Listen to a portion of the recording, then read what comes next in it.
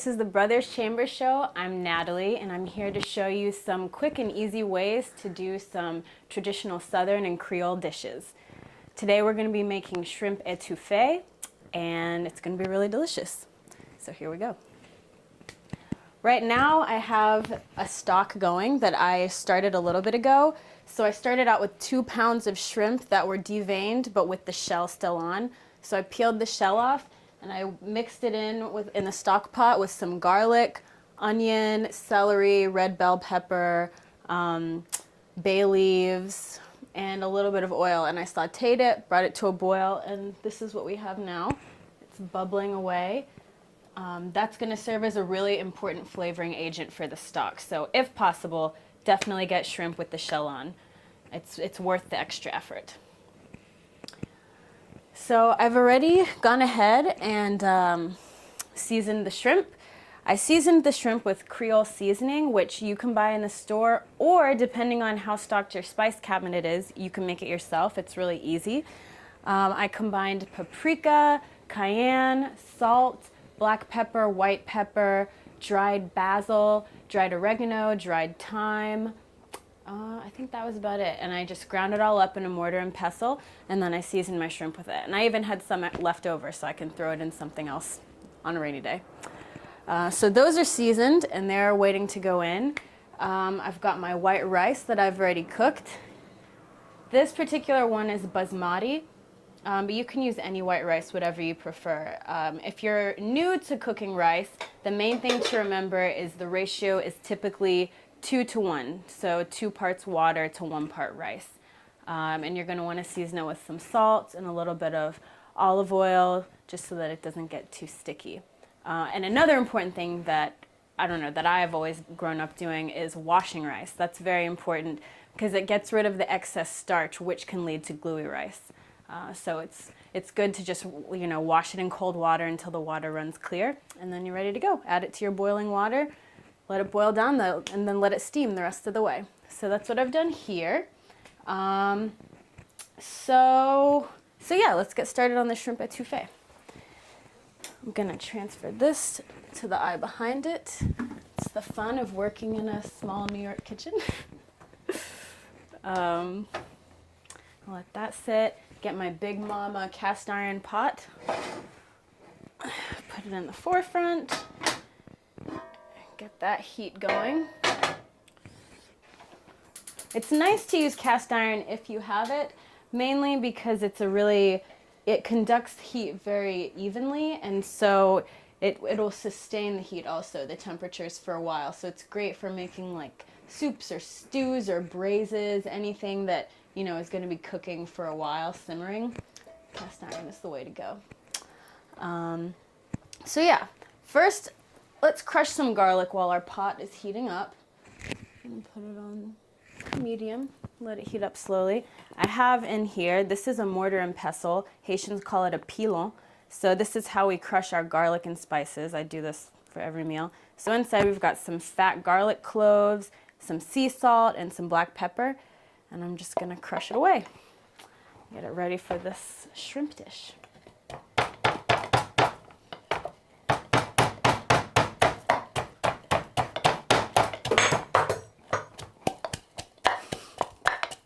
Let's do it on the couch.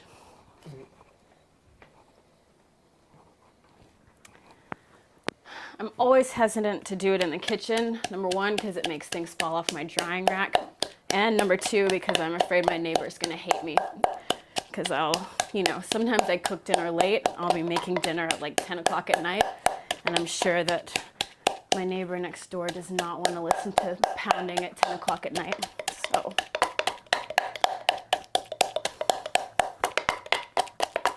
You want to get it fairly fine. It doesn't have to be perfectly fine, but you want it crushed up enough that there aren't any big chunks of garlic. And you want to make sure that your black pepper is crushed up thoroughly. The sea salt really helps to draw out more of the garlic, like it helps it to dissolve quickly too. So make sure that you mix in at least a little bit of sea salt so you can get it nice and ground up. All right, so when you're done, You should have something about like this. And if you're not using a mortar and pestle, another alternative is to just finely mince the garlic and then use the flat part of your knife to go over it with some sea salt, and that'll accomplish sort of the same thing. It's not going to be quite as fine and mashed up, but it'll do the trick. Or you can use a microplane, you know, some sort of grater. That's my secret. When I don't have a pilon, I use a grater. It's so much faster, and you can always go back over it again with a knife to make it even finer. So we've got our garlic mixture in here. Nice pungent garlicky goodness. Now we're ready to get this ball rolling and start with our roux. So I'm gonna take some butter, which I have in my butter bell. Now when you're making a roux, ideally you want the ratio to be, you know, 1-to-1 butter to flour. So for this, I'm gonna eyeball about 4 tablespoons of butter. This is my homemade butter, by the way, that I made myself. So put some butter in. You don't want your heat to be too high because you don't want the butter to burn too quickly, because you're gonna wanna, you know, have time to make a nice roux. Ideally your roux, you know, you add your flour in and you stir it constantly for 15 minutes or so until you get it to be the color of like a blondie, you know, those tasty treats, or the color of peanut butter. You don't want it to go any darker than that, or else it might start to become bitter because the flour is going to be cooking too much. So you add your flour in. Let's see, that's about good. And you just get it going. And you start cooking it and stirring it until it's the color you want.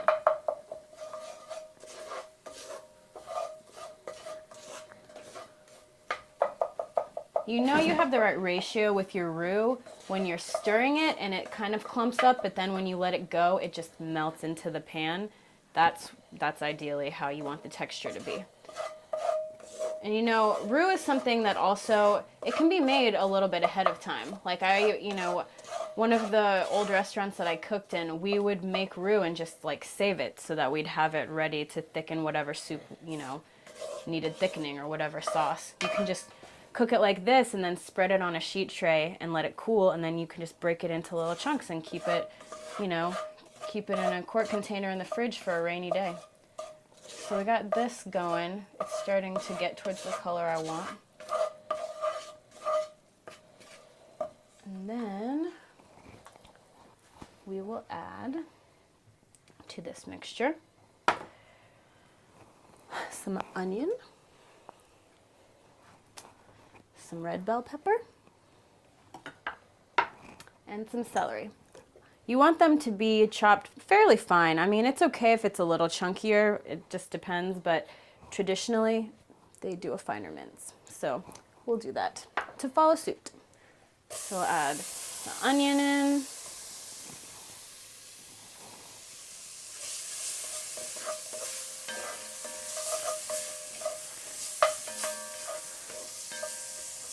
Now in researching etoufe, I saw that depending on who's cooking it, some people use a roux and some people don't. But if you speak to a lot of people from New Orleans, they will say, like, you know, gumbo and etoufe and things like that, they're not themselves without a roux. That forms the basis of it. That helps thicken it up and make it really nice and stew-like. So we've got that onion in. Add our bell pepper. Celery. I'll let that start cooking.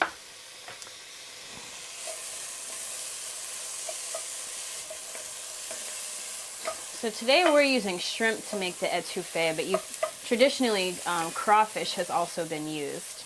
That's another popular shellfish to do it with.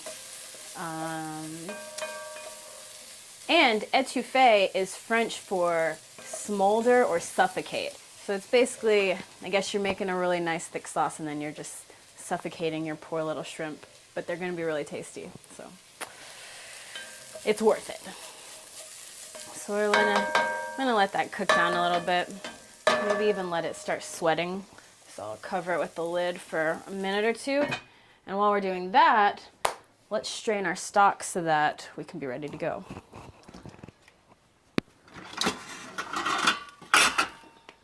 Let's see, what bowl do I want to put this in?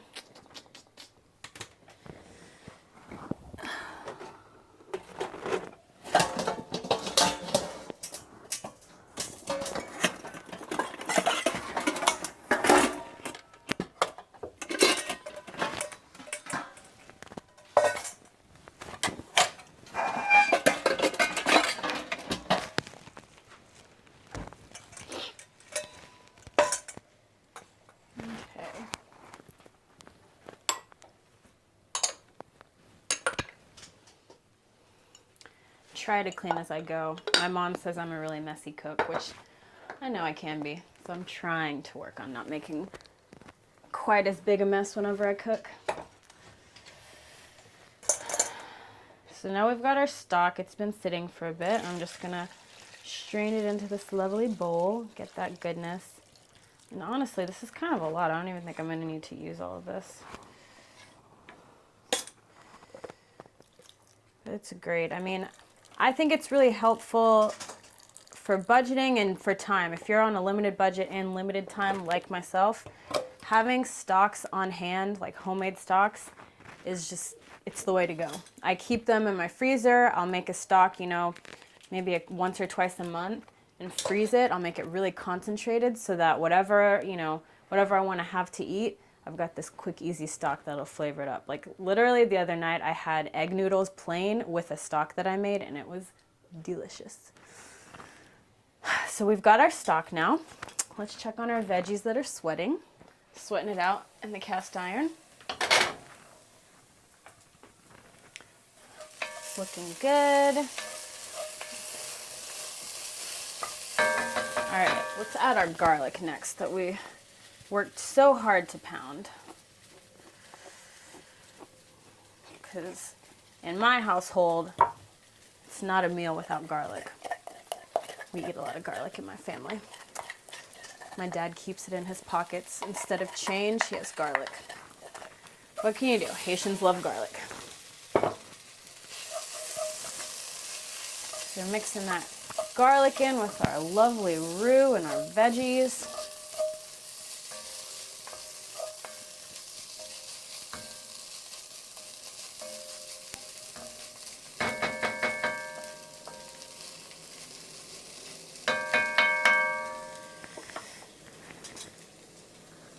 And we can go ahead and add some stock.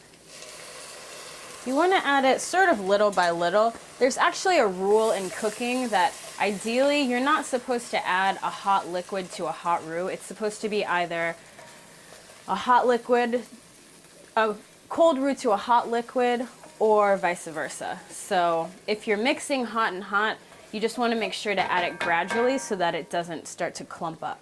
That's definitely happened to me before when I was cooking in my old restaurant, and it's very annoying because then you have to spend time straining out lumps of flour and butter. So slowly mix it together and then you'll see that it just easily starts to thicken up. You know, once you have it on the heat for a couple minutes, then you end up with, you know, it starts to cook down and be like gravy. So I'm going to add a little bit more.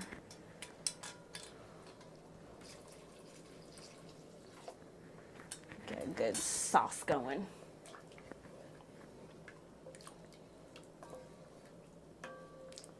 Now I'm also going to add a little handful of thyme, which if I were more organized, maybe I would have some kitchen twine to tie it up, but I do not. So I do my cooking the rustic way. I just throw it in and try to fish it out later. And if I don't, then whatever, it's edible and it's good for you.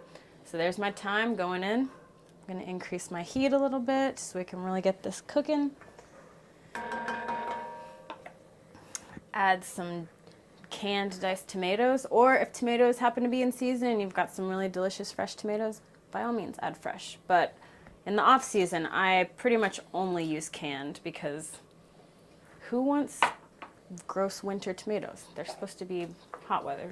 So this is what I do. So we added some diced tomato. Stir that in. Add a little bit of Worcestershire sauce. A little bit of hot sauce.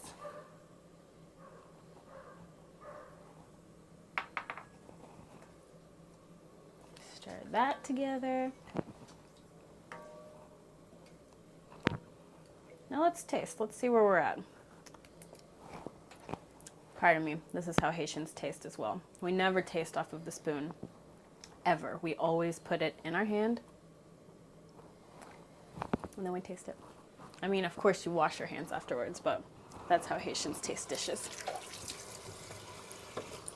So that tastes good to me. I think it could use a little bit more salt, but I always admonish to salt very little as you go and taste. Taste salt, taste salt. And remember that as soon as you add salt, it takes a second for it to, you know, get mixed in. So don't, if you taste something immediately after you've salted it and you're like, oh, it's still not salty enough, give it another second for everything to come together. And also keep in mind, this is super important, when you're making sauces and soups and you know that they're gonna reduce, like some of the liquid's gonna evaporate, you want to really be careful with your salt, because once that water's gone, you're just going to be left with a super salty dish. So, salt sparingly as you go, and then you can always salt to finish at the end, you know? So we've got this going. I want to increase my heat a little so that we can bring this up to a boil, and then we will be ready to throw in the shrimp.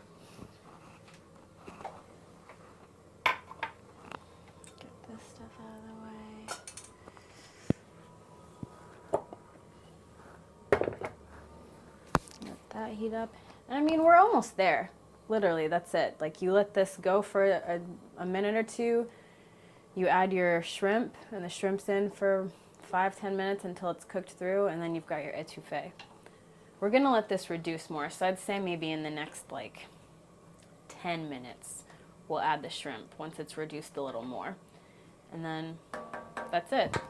So this whole meal, I mean, from start to finish, but when it comes to taking the peel off the shrimp, making your white rice, making your stock, everything could literally, if you're organized, be done in like, I don't know, half an hour, 40 minutes. It's really easy. I think that, you know, when people see a fancy name like shrimp etouffee, it seems like it's not easily accessible, especially for someone who, I don't know, say you've been at work all day and you're really tired and you just want to come home and have a quick meal.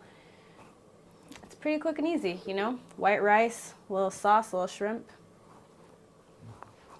and that's it. So finally, the last thing that I want to add to this, right after I add the shrimp, is some kale, because I just have some that I'd really like to use. And why not add kale? Get some more fiber, get some nice vitamins and minerals. So I washed it already, and I'm just going to take the leaves and stack them together so that I can do a chiffonade, which is basically just a fancy word for cook them, and then you kind of roll them together with your knife, and you just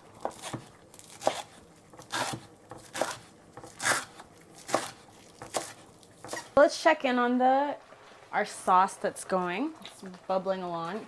It's pretty much time to add the shrimp. I'm going to give it another minute. But another great thing about this recipe is that it's got so many wonderful ingredients that are just going to keep you in top-notch health. Like the thyme, the garlic, both of those have really intense antibacterial, antimicrobial properties. So they really help you to stay healthy and fight off infections, colds, flus, viruses.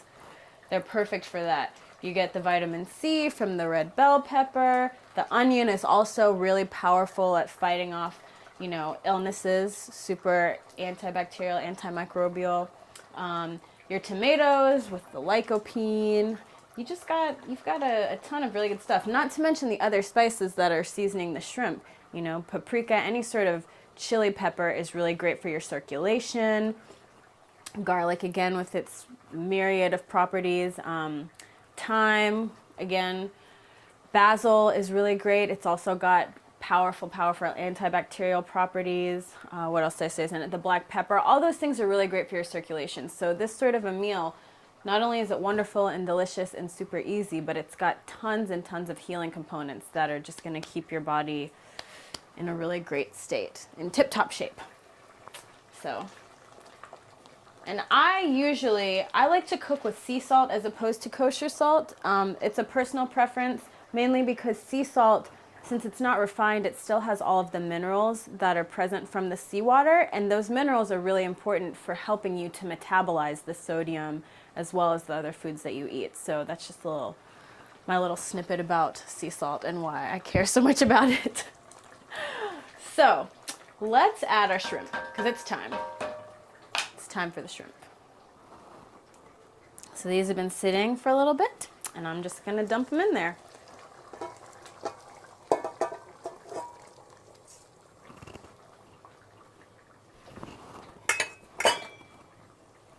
Stir them in, and these are really only gonna need a few minutes. Like, I really hate overcooked shrimp, so I'm gonna watch these very closely. But got them stirred in nicely. Let that continue to cook. I need to pick a little bit of parsley to finish this off with, because it's nice to garnish it with fresh parsley or scallions, some nice fresh greens. So let's go pick some parsley.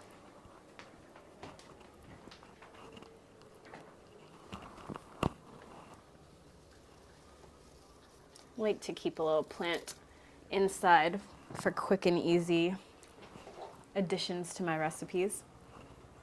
So we got our parsley that we picked. I'll give it a little rinse, although it's grown indoors and it's with organic soil. That's just how I roll. So we got our parsley. Strip it off the stem. 2 seconds. And we'll just give it a nice little, like a rough chop. I kind of like to gather all my herbs up, almost like I'm doing a chiffonade, and then I go over them just once.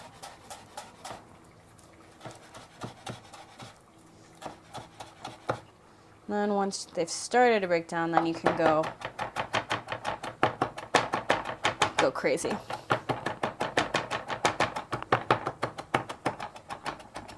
It doesn't have to be super fine. Like, this is probably good. Just a rough chop for you to throw in there last minute.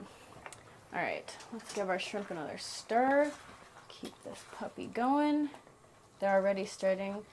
They're becoming translucent. You know what? I think I'm going to cover this to speed it up because I'm hungry. Let's cover it up.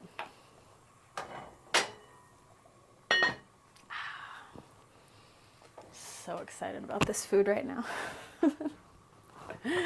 So parsley is also a really great herb. It's a very powerful diuretic, which, is great. It's great for cleansing your system, detoxifying.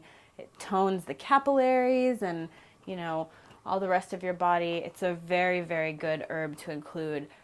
Ideally fresh. Any herb, the medicinal properties of it are going to be far more potent in its fresh form. That's because they contain a lot of volatile oils, and by volatile that means that once they hit air, they tend to evaporate, as they dry rather quickly. So fresh is always the best bet if you want it to pack that powerful medicinal punch, and for flavor as well.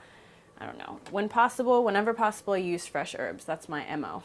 Dried herbs have a place in the repertoire, but in general, I cook with predominantly fresh herbs. So yeah, let's see. Why don't we add our kale too? I almost forgot about that.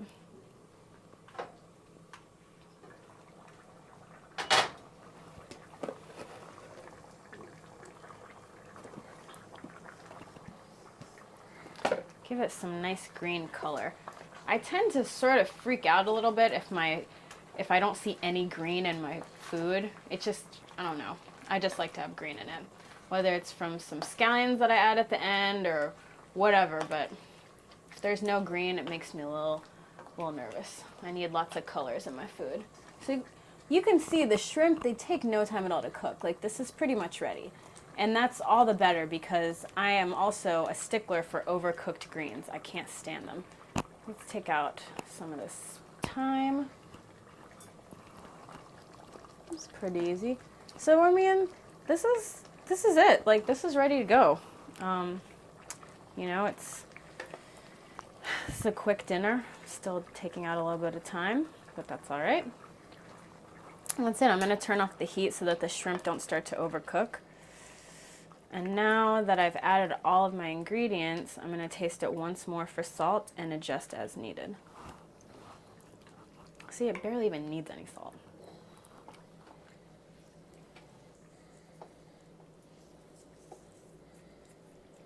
All right, that's probably good.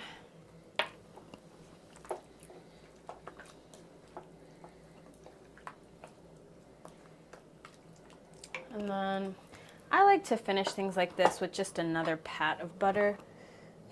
Just because why not, you know? I'm not afraid of butter. You don't have to be afraid of butter. As long as you're not eating butter morning, noon, and night, you really don't have to be afraid of it. And especially if you're using a really good quality butter. I'm very much into pastured dairy, especially raw dairy. I know that's sort of controversial, but I'm being honest. I use raw dairy. This is raw butter. And it's got a myriad of health benefits as well because it contains all those beneficial bacteria and enzymes that help with your digestion. So, we're ready to go. We're ready to eat some etoufe. That was quick and easy, and now it's time to chow. Okay.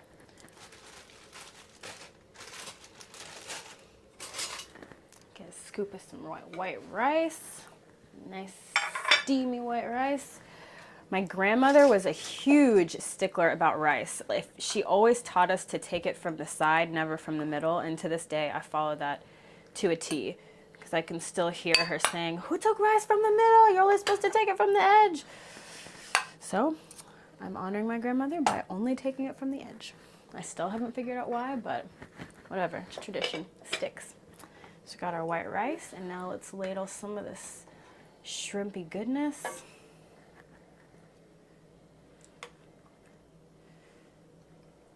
Some extra sauce up in there. I like my stuff really saucy. My rice, my pasta, I just like sauce. All right, and we'll garnish it with some of that parsley. Add a little more green. And that is it, my friend. Shrimp etouffee.